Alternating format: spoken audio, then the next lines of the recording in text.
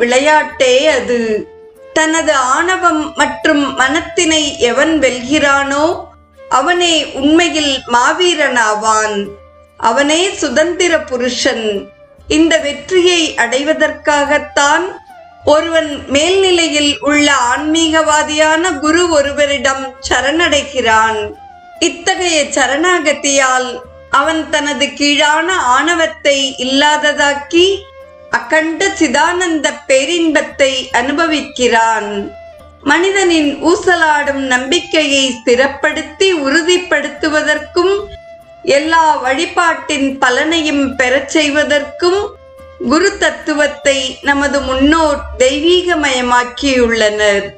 குருவை வணங்குவது என்பது உண்மையில் பரம்பொருளை வணங்குவதே ஆகும்.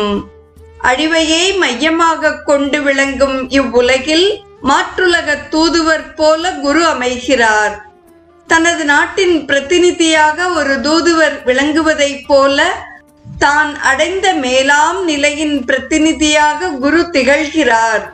தூதுவரை பாராட்டினால் அவரது நாட்டினை பாராட்டியதாக ஆவது போல் குருவை வணங்கி பாராட்டுவது என்பது மேலான பரம தத்துவத்தை நேரடியாக வணங்குவதற்கு நிகர்.